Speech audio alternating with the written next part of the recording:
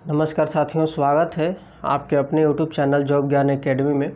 और आज हम लोग करेंगे लाइब्रेरियन साइंस का प्रैक्टिस सेट 2 प्लेटफार्म के बुक से कर रहे हैं। जो विद्यार्थी लाइब्रेरियन का तैयारी कर रहे हैं तो ज़रूर इस क्लास को देखें, उन लोगों तक पहुंचाइए, वीडियो को शेयर कीजिए और क्लास को ज़्यादा से ज़्यादा आप लोग देखिए और लाइक कीजिए।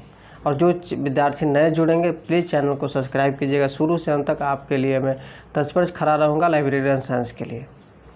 तो पहला नंबर आज का सवाल स्टार्ट होता है। जो मेरा पहला वीडियो नहीं देखें तो ज़रूर जाकर देखिएगा, डिस्क्रिप्शन बॉक्स में उसका प्लेलिस्ट का लिंक भी दे दिया जाएगा और इसका PDF भी उपलब्ध कराया जाता है टेलीग्राम पर। क्वेश्चन है पहला नंबर कि पुस्तकालय विज्ञान का कौन सा सूत्र पुस्तकालय के विकास और विस्तार पर जोर देता है। देखिए, पहला क्लास में मैंने 5 सूत्र पढ़ाया था, वो बहुत ही इम्पोर्टेंट था। आप 5 सूत्र से हर बार आपको क्वेश्चन देखने को मिलेगा, तो जो नहीं देखें तो ज़रूर जाकर देखिएगा। क्वेश्चन है कि पुस्तकालय विज्ञान का कौन सा सूत्र पुस्तकालय के विकास और विस्तार पर जोर देता है। तो ऑप्शन नंबर डी हो जाएगा, पंचम सूत्र देता है। कौन देता है जी? पंचम सूत्र देता है। नेक्स्ट नंबर क्वेश्चन की ओर हम लोग चलते हैं। और पुस्तकालय विज्ञान के 5 सूत्र किसने दिए प्रतिपादित किए थे? तो डॉक्टर SAR रंगनाथन ने किए थे। चलिए, मैंने बता भी दिया। नेक्स्ट क्वेश्चन है मेरे साथियों, क्वेश्चन क्या है कि इंपीरियल लाइब्रेरी कलकत्ता के पहले लाइब्रेरियन कौन थे। यानी इंपीरियल लाइब्रेरी कलकत्ता के पहले लाइब्रेरियन कौन थे? तो ऑप्शन नंबर इसमें सी हो जाएगा, जॉन मैकफर्लेन थे। कौन थे? जॉन मैकफर्लेन थे। ऑप्शन नंबर आपका सी सही हो जाएगा। चूँकि जॉन मैकफर्लेन को 1901 में इंपीरियल लाइब्रेरी का पहला लाइब्रेरियन नियुक्त किया गया था, 1901 में। ऑप्शन नंबर सी आपका सही होगा। नेक्स्ट सवाल है मेरे साथियों कि DDC में मुख्य वर्गों यानी DDC में मुख्य वर्गों की संख्या कितनी होती है। तो DDC का फुल फॉर्म होता है ड्यू डेसिमल क्लासिफिकेशन में मुख्य वर्गों की संख्या 10 होती है। ऑप्शन नंबर आपके ए सही होगा। नेक्स्ट सवाल है मेरे साथियों कि भारत में राष्ट्रीय पुस्तकालय सप्ताह कब मनाया जाता है। तो कल ही हम लोग पढ़े हैं कि भारत में राष्ट्रीय पुस्तकालय सप्ताह 14 से 20 नवंबर को मनाया जाता है। ऑप्शन नंबर आपका बी सही होगा। और 5 सितंबर को शिक्षक दिवस मनाया जाता है, ये भी हम लोगों ने पढ़ा था पहला क्लास में। नेक्स्ट सवाल है मेरे साथियों कि प्रोलोगोमेन टू लाइब्रेरी क्लासिफिकेशन पुस्तक किसने लिखी है। प्रोलोगोमेना टू लाइब्रेरी क्लासिफिकेशन पुस्तक किसने लिखी है। तो ऑप्शन नंबर सी हो जाएगा, SR रंगनाथन जी ने लिखी है। किसने लिखी है मेरे साथियों? SR रंगनाथन ने लिखी है। नेक्स्ट सवाल है कि किस प्रकार के पुस्तकालय मुख्य रूप से लाभ कमाने के उद्देश्य से स्थापित किए जाते हैं। किस प्रकार के पुस्तकालय मुख्य रूप से लाभ कमाने के उद्देश्य से स्थापित किए जाते हैं। ऑप्शन नंबर डी हो जाएगा, इनमें से कोई नहीं सार्वजनिक पुस्तकालय, नहीं शैक्षणिक पुस्तकालय और नहीं विशेष पुस्तकालय जो ऐसे लाभ कमाने के उद्देश्य से स्थापित किए जाते हैं। ऑप्शन नंबर डी इसका सही होगा। और नेक्स्ट सवाल है ISSN का पूर्ण रूप क्या है। तो ISSN का पूर्ण रूप है international standard serial number. International standard serial number आपका ऑप्शन नंबर ए हो जाएगा, international standard serial number. Option number आपका ए सही हो जाएगा। नेक्स्ट क्वेश्चन है ALA अमेरिकन लाइब्रेरी एसोसिएशन की स्थापना किस वर्ष हुई। ALA यानी अमेरिकन लाइब्रेरी एसोसिएशन की स्थापना किस वर्ष हुई। तो ऑप्शन नंबर ए आपका सही हो जाएगा, 1876 ईस्वी में हुई। किस वर्ष में हुई मेरे साथियों? 1876 ईस्वी में ALA की स्थापना हुई। नेक्स्ट सवाल है पुस्तकालय में सामान्यतः सबसे अधिक उपयोग किया जाने वाला कैटलॉग प्रारूप कौन सा है। यानी पुस्तकालय में सामान्यतः सबसे अधिक उपयोग किया जाने वाला कैटलॉग प्रारूप कौन सा है। तो ऑप्शन नंबर डी हो जाएगा, ऑनलाइन पब्लिक एक्सेस कैटलॉग है। कौन सा है? ऑनलाइन पब्लिक एक्सेस कैटलॉग है। नेक्स्ट सवाल की ओर हम लोग बढ़ते हैं साथियों। मेरा यदि पढ़ाया हो पसंद आ रहा है तो प्लीज़ सेशन को आप लोग लाइक कर दीजिएगा और हमें हिम्मत को बढ़ाइए। लाइक करने से मोटिवेशन मिलता है और परिवार की सदस्यता को बढ़ाइए। आप लोग जितना हो सके वीडियो को शेयर कीजिए दोस्तों के पास और हमारे इस सेशन को शांतिपूर्वक क्लास को देखिए, तैयारी कीजिए। जब वैकेंसी आ जाएगी, अप्लाई हो जाएगी तो ज़्यादा टाइम नहीं दिया जाएगा एग्ज़ाम में, तैयारी रहेगा, आप लोग पास कर जाइएगा। क्वेश्चन है कि सूचना समाज शब्द का प्रयोग सबसे पहले किस देश में हुआ। सूचना समाज शब्द का प्रयोग सबसे पहले किस देश में हुआ, तो ऑप्शन नंबर सी होगा, जापान में हुआ। किस देश में हुआ मेरे साथियों, जापान में हुआ। यानी यह शब्द 1960 के दशक में जापानी समाजशास्त्री और सूचना वैज्ञानिकों द्वारा गढ़ा गया था।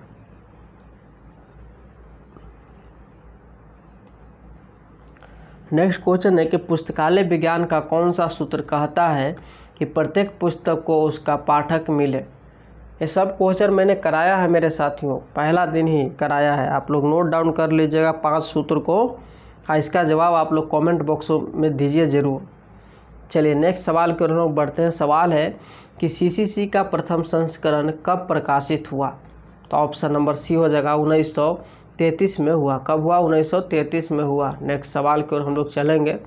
सवाल है मेरे साथियों कि चयनित सूचना प्रसार यानी कि selective dissemination of information STI सेवा किसने शुरू की, तो ऑप्शन नंबर हो जाएगा बी, HP लुहान ने की। किसने की, HP लुहान ने की। किसने की, यानी चयनित सूचना प्रसार सेवा किसने शुरू की, सिलेक्टिव डिसमिनेशन ऑफ इंफॉर्मेशन किसने शुरू की, HP लुहान ने की। नेक्स्ट सवाल है MARC 21 में 21 क्या दर्शाता है, MARC 21 में 21 क्या दर्शाता है, तो ऑप्शन नंबर ए हो जाएगा, 21वीं सदी दर्शाता है। क्या दर्शाता है साथियों, 21वीं सदी को दर्शाता है। नेक्स्ट नंबर सवाल की ओर हम लोग चलते हैं। सवाल है कि भारत में मॉडल पब्लिक लाइब्रेरी बिल का प्रारूप किसने तैयार किया था। भारत में मॉडल पब्लिक लाइब्रेरी बिल का प्रारूप किसने तैयार किया था, तो ऑप्शन नंबर सी हो जाएगा आपको, डॉक्टर SR रंगनाथन ने किए थे। कब किए थे मेरे साथियों, उन्होंने इस बिल को 1930 में बनारस में आयोजित अखिल एशिया शैक्षिक सम्मेलन में प्रस्तुत किया था, यानी 1930 में किया गया था। नेक्स्ट सवाल है कि विज्ञप्ति प्रविष्टि का उपयोग किस लिए किया जाता है, यानी एनालिटिकल एंट्री का उपयोग किस लिए किया जाता है, तो ऑप्शन नंबर बी हो जाएगा, पुस्तक के किसी अध्याय या लेख के लिए किया जाता है। ऑप्शन नंबर बी आपका सही होगा। नेक्स्ट सवाल है मेरे साथियों, इंसडॉक यानी अब निस्केयर की स्थापना किस वर्ष हुई थी, यानी इंसडॉक की स्थापना किस वर्ष हुई थी, तो ऑप्शन नंबर बी हो जाएगा, 1952 ईस्वी में हुई थी। कब हुआ था जी, 1952 ईस्वी में हुई थी। नेक्स्ट सवाल है DDC का 19वां संस्करण कितने वॉल्यूम में प्रकाशित हुआ था, यानी DDC का 19वां संस्करण कितने वॉल्यूम में प्रकाशित हुआ था, तो ऑप्शन नंबर सी होगा, 3 में प्रकाशित हुआ था। कब हुआ था जी, 3 में प्रकाशित हुआ था। नेक्स्ट सवाल है कि CCC में मौलिक श्रेणियाँ कौन सी है, CCC में मौलिक श्रेणियाँ कौन सी है, तो ऑप्शन नंबर बी हो जाएगा, व्यक्तित्व, पदार्थ, ऊर्जा, स्थान और समय। व्यक्तित्व, पदार्थ, ऊर्जा, स्थान, समय आपको CCC में मौलिक श्रेणियाँ हैं। नेक्स्ट सवाल की ओर हम लोग चलते हैं साथियों। सवाल है journal of librarianship and information science कहाँ से प्रकाशित होता है। चलिए इसका क्या हो जाएगा मेरे साथियों जवाब, कि journal of librarianship and information science कहाँ से प्रकाशित होता है, तो option number A Bharat, B USA, C है UK और डी है कनाडा। तो ऑप्शन नंबर आपका सी सही होगा, UK में। नेक्स्ट सवाल है मेरे साथियों कि रिलेटिव इंडेक्स किस वर्गीकरण पद्धति की एक महत्वपूर्ण विशेषता है। रिलेटिव इंडेक्स किस वर्गीकरण पद्धति की एक महत्वपूर्ण विशेषता है, तो ऑप्शन नंबर बी सही होगा, DDC यानी due decimal classification. Due decimal classification की महत्वपूर्ण विशेषता है। नेक्स्ट सवाल है पुस्तकालय के संदर्भ में आउटसोर्सिंग का क्या अर्थ है। पुस्तकालय के संदर्भ में आउटसोर्सिंग का क्या अर्थ है, तो ऑप्शन नंबर बी हो जाएगा, पुस्तकालय के कुछ कार्यों को बाहरी एजेंसी को सौंपना। क्या है जी, पुस्तकालय के कुछ कार्यों को बाहरी एजेंसी को सौंपना है। नेक्स्ट सवाल है मेरे साथियों, सवाल क्या है, RRRLF का मुख्य उद्देश्य क्या है। RRRLF का मुख्य उद्देश्य क्या है, तो ऑप्शन नंबर सी हो जाएगा, सार्वजनिक पुस्तकालय सेवाओं को बढ़ावा देना। सार्वजनिक पुस्तकालय सेवाओं को बढ़ावा देना। ऑप्शन नंबर सी आपका सही होगा। नेक्स्ट नंबर सवाल की ओर चलते हैं साथियों। सवाल क्या है कि डबलिन कोर क्या है। डबलिन कोर क्या है, तो एक मेटा डेटा मानक है। ऑप्शन नंबर बी हो जाएगा, एक मेटा डेटा मानक है। नेक्स्ट सवाल की ओर हम लोग बढ़ते हैं, तब तक देखिए आप लोग।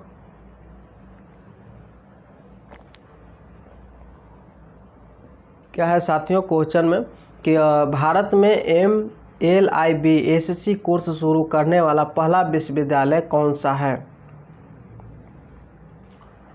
तो कौन सा है मेरे साथियों? तो ऑप्शन नंबर ए हो जाएगा दिल्ली विश्वविद्यालय। कौन सा है? दिल्ली विश्वविद्यालय है। नेक्स्ट नंबर क्वेश्चन की ओर चलते हैं कि वर्ल्ड ऑफ लर्निंग क्या है?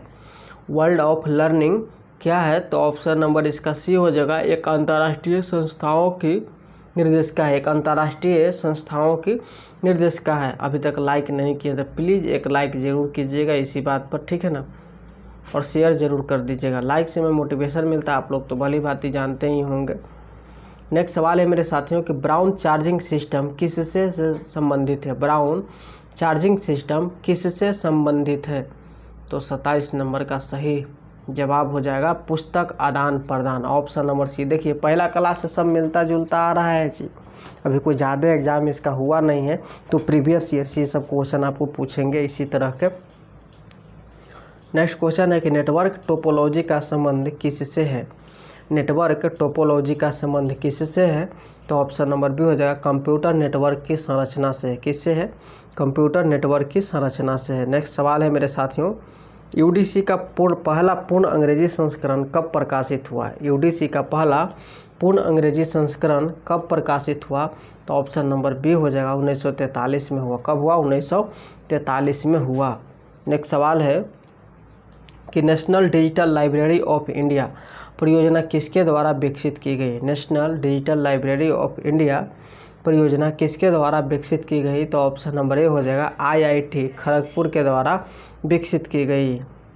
नेक्स्ट सवाल है साथियों कि शोध गंगा क्या है? शोध गंगा क्या है? तो ऑप्शन नंबर बी हो जाएगा भारतीय शोध प्रबंधों का भंडार है। भारतीय शोध प्रबंधों का भंडार है शोध गंगा। नेक्स्ट सवाल है मेरे साथियों, UGC विश्वविद्यालय अनुदान आयोग की स्थापना किस वर्ष हुई थी? UGC यानी विश्वविद्यालय अनुदान आयोग की स्थापना जो है आपको 1956 में यानी संवैधानिक निकाय के रूप में हुआ। ऑप्शन नंबर सी आपको सही होगा। नेक्स्ट क्वेश्चन है मेरे साथियों कि CCC यानी क्लासिफाइड कैटलॉग कोड का 5वां संस्करण कब प्रकाशित हुआ? तो ऑप्शन नंबर सी हो जाएगा 1964 में हुआ। कब हुआ? 1964 में प्रकाशित हुआ। नेक्स्ट सवाल है मेरे साथियों कि कलकत्ता पब्लिक लाइब्रेरी की स्थापना किस वर्ष हुई थी? यानी कलकत्ता पब्लिक लाइब्रेरी की स्थापना किस वर्ष हुई थी? तो ऑप्शन नंबर बी हो जाएगा 1836 ईस्वी में हुई थी। किस वर्ष हुई थी? 1836 ईस्वी में हुई थी। नेक्स्ट सवाल है ट्रंकेशन तकनीक का उपयोग किसमें किया जाता है? ट्रंकेशन तकनीक का उपयोग किसमें किया जाता है? तो ऑप्शन नंबर बी हो जाएगा डेटाबेस खोज में किया जाता है। किसमें किया जाता है? डेटाबेस खोज में किया जाता है।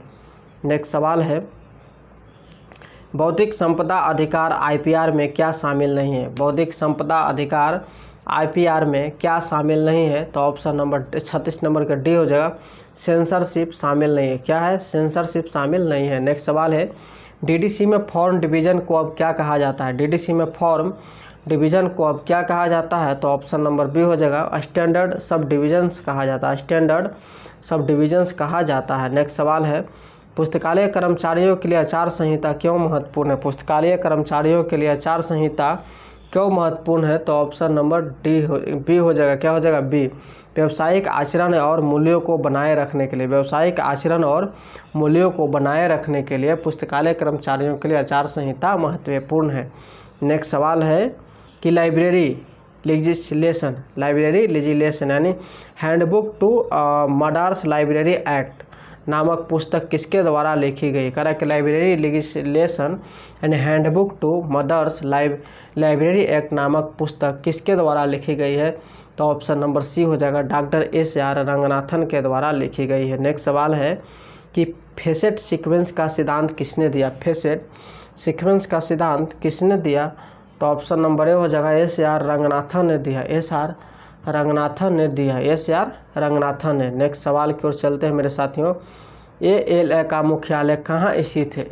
ALA का मुख्यालय कहाँ स्थित है? तो ऑप्शन नंबर सी हो जाएगा शिकागो में स्थित है। कहाँ में स्थित है? शिकागो में स्थित है। नेक्स्ट है अलमनैक में किस प्रकार की जानकारी होती है? अलमनैक में किस प्रकार की जानकारी होती है? तो ऑप्शन नंबर सी हो जाएगा।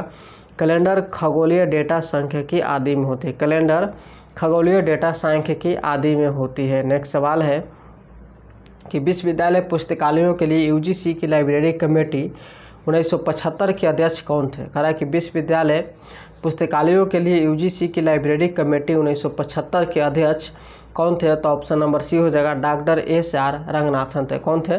Doctor SR. रंगनाथन थे। नेक्स्ट सवाल है कि ब्रिटिश नेशनल बिब्लियोग्राफी का प्रकाशन कब शुरू हुआ? ब्रिटिश नेशनल बिब्लियोग्राफी का प्रकाशन कब शुरू हुआ? तो ये शुरू हुआ आपको साथियों 1950 में शुरू हुआ। कब हुआ? 1950 में शुरू हुआ। नेक्स्ट सवाल है, देखिए ये सब कुछ फुल फॉर्म भी है, याद रखिएगा। BNB का ब्रिटिश नेशनल बिब्लियोग्राफी, कभी कभी फुल फॉर्म भी एग्जाम में पूछा जाता है डायरेक्ट ही।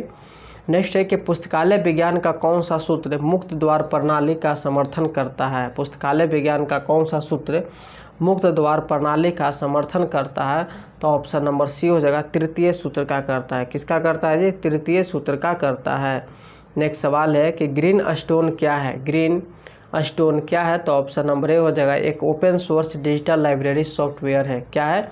एक open source digital library software है।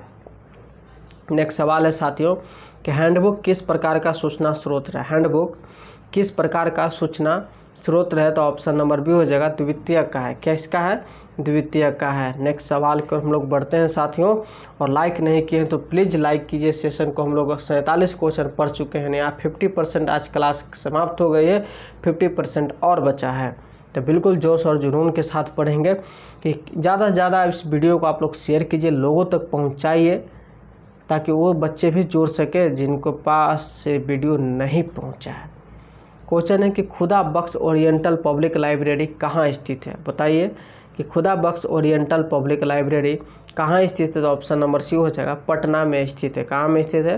पटना में स्थित है। नेक्स्ट नंबर क्वेश्चन है कि रंगनाथन के अनुसार संदर्भ साक्षात्कार के कितने चरण होते हैं? रंगनाथन के अनुसार संदर्भ साक्षात्कार के कितने चरण होते हैं? ऑप्शन नंबर सी हो जाएगा, 4 चरण होते हैं। कितने चरण होते हैं? 4 चरण होते हैं। नेक्स्ट सवाल है कि प्लेजरिज्म का अर्थ क्या है? प्लेजरिज्म का अर्थ क्या है? तो ऑप्शन नंबर ए हो जाएगा, किसी और के काम को अपने नाम से प्रस्तुत करना। किसी और के काम को अपने नाम से प्रस्तुत कराना। नेक्स्ट सवाल है कि PERT programme evolution and review technique का उपयोग पुस्तकालय में किसके लिए किया जाता है? तो ऑप्शन नंबर बी हो जाएगा, परियोजना प्रबंधन के लिए किया जाता है। किसके लिए किया जाता है? परियोजना प्रबंधन के लिए किया जाता है। नेक्स्ट सवाल है, विद्यामित्र क्या है? विद्यामित्र क्या है? तब 52 नंबर का बी हो जाएगा, एकीकृत ई कंटेंट पोर्टल है। एकीकृत ई कंटेंट पोर्टल है। नेक्स्ट सवाल है, कटर की rules for a dictionary catalogue कब प्रकाशित हुई? कटर की rules for a dictionary catalogue कब प्रकाशित हुई?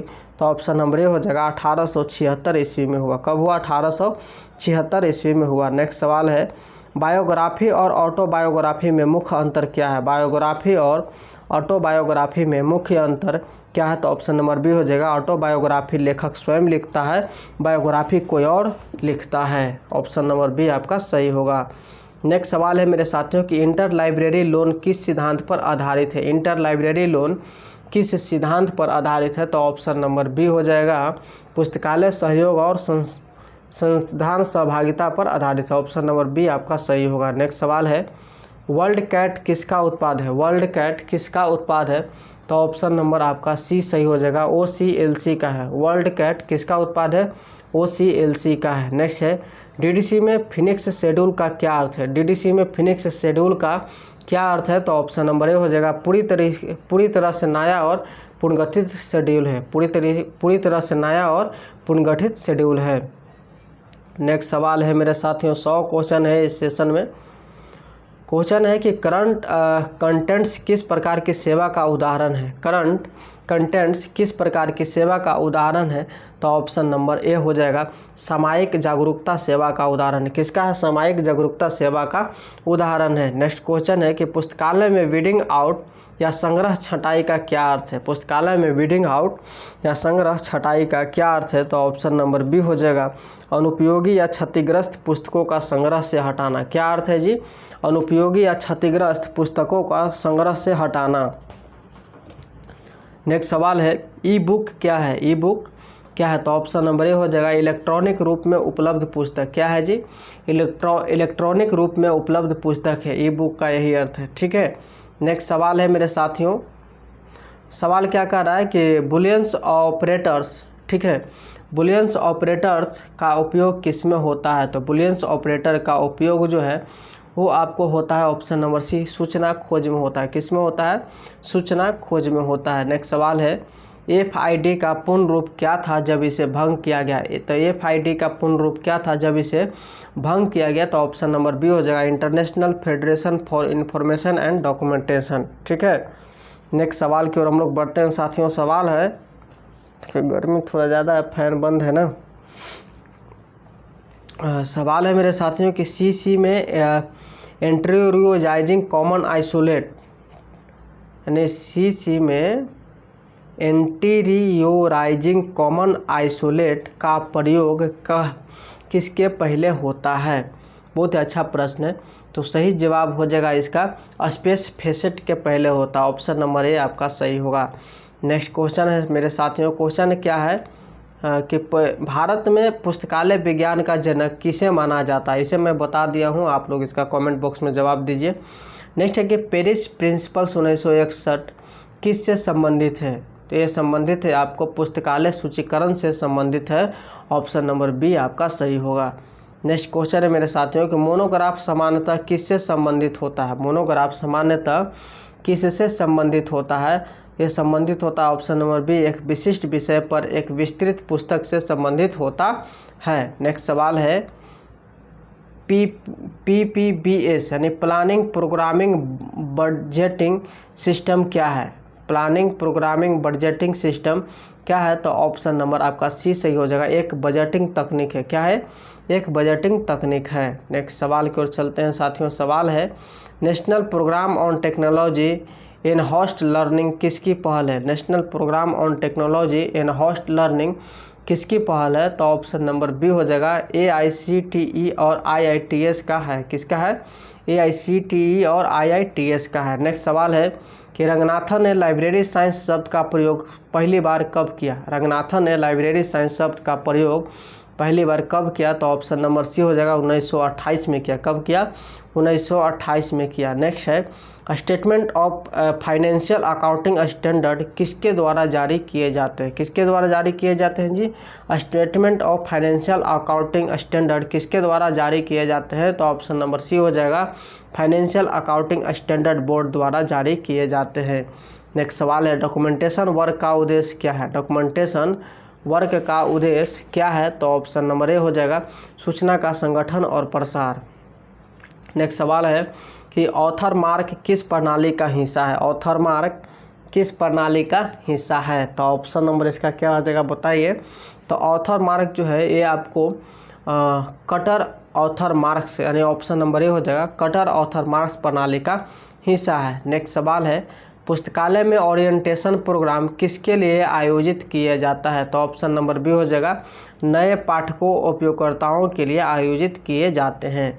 नेक्स्ट सवाल है मेरे साथियों कि Z3.9.50 क्या है? Z3.9.50 क्या है? तो ऑप्शन नंबर बी हो जाएगा एक नेटवर्क प्रोटोकॉल जो डेटाबेस खोज और पुनः प्राप्ति को सक्षम बनाता है। एक नेटवर्क प्रोटोकॉल जो डेटाबेस खोज और पुनः प्राप्ति को सक्षम बनाता है। नेक्स्ट सवाल है मीडिया लिटरेसी में क्या शामिल है? मीडिया लिटरेसी में क्या शामिल है? तो ऑप्शन नंबर ए हो जाएगा विभिन्न मीडिया प्रारूपों तक पहुंचने, विश्लेषण करने, मूल्यांकन करने और बनाने की क्षमता शामिल है। ऑप्शन नंबर ए आपका सही होगा। नेक्स्ट सवाल है, committee on national network system for university libraries की स्थापना किसने की थी? Committee on national network system for university libraries की स्थापना किसने की थी? तो ऑप्शन नंबर ए हो जाएगा, यूजीसी ने किसने की थी? यूजीसी ने की थी। नेक्स्ट सवाल है, सीसी में राउंड्स और लेवल्स का प्रयोग किस पक्ष के लिए होता है? सीसी में राउंड्स और लेवल का प्रयोग किस पक्ष के लिए होता है? तो ऑप्शन नंबर बताइए क्या हो जाएगा मेरे साथियों? इसका हो जाता है सीसी मॉडल में राउंड्स और लेवल का प्रयोग स्थान और समय पक्ष के लिए होता है। स्थान और समय पक्ष के लिए होता है, क्या हो जाएगा? ऑप्शन नंबर डी हो जाएगा। क्या हो जाएगा? डी। नेक्स्ट सवाल है कि फैक्ट्स ऑन फाइल किस प्रकार का प्रकाशन है? फैक्ट्स ऑन फाइल किस प्रकार का प्रकाशन है? यह प्रकाशन है आपको समाचार डाइजेस्ट समसामयिक घटनाओं का सार है। किसका है जी? समाचार डाइजेस्ट समसामयिक घटनाओं का सार है। नेक्स्ट क्वेश्चन है, पुस्तकालय में पुस्तकों की शेल्फिंग के लिए न्यू इंग्लैंड मेथड किसने विकसित किया? यानी पुस्तकालयों में पुस्तक की शेल्फिंग के लिए न्यू इंग्लैंड मेथड किसने विकसित किया? तो ये किया चार्ल्स सी ज्यूवेट ने किया। किसने किया? चार्ल्स सी ज्यूवेट ने। नेक्स्ट क्वेश्चन है मेरे साथियों, बहुत देर हो गया आप लोग को लाइक किए हुए, भुला गए होंगे वीडियो को देखने में। क्वेश्चन है क्या कि वर्ल्ड डिजिटल लाइब्रेरी किसकी एक परियोजना है? बस लाइक करने में कोई समय नहीं जाता है, लाइक कर दीजिए, ठीक है ना। लाइक करने से हमें मोटिवेशन मिलेगा आप लोगों के लिए, मैं वीडियो बनाऊंगा। अब इसका पढ़िए साथियों कि वर्ल्ड डिजिटल लाइब्रेरी किसकी एक परियोजना है? तो सही जवाब हो जाएगा ऑप्शन नंबर ए, यूनेस्को और लाइब्रेरी ऑफ कांग्रेस की है। किसका है? यूनेस्को और लाइब्रेरीज ऑफ कांग्रेस की है। नेक्स्ट क्वेश्चन है, सिमेंटिक वेब का विचार किसने प्रस्तुत किया? सिमेंटिक वेब का विचार किसने प्रस्तुत किया? तो ऑप्शन नंबर बी हो जाएगा, टिम बर्नर्स-ली ने किया। किसने किया?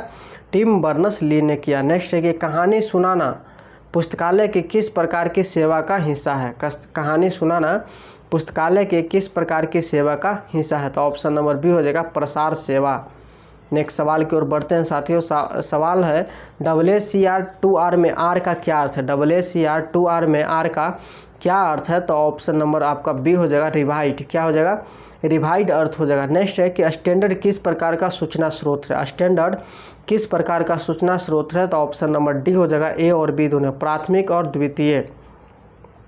नेक्स्ट सवाल है, क्लासिफाइड कैटलॉग में प्रविष्टियाँ किस क्रम में व्यवस्थित होती है? क्लासिफाइड कैटलॉग में प्रविष्टियाँ किस क्रम में व्यवस्थित होती है? तो ऑप्शन नंबर सी हो जाएगा, वर्गीकरण संख्या के अनुसार व्यवस्थित होती है। क्लासिफाइड कैटलॉग में प्रविष्टियाँ किस क्रम में व्यवस्थित होती है? वर्गीकरण संख्या के अनुसार व्यवस्थित होती है।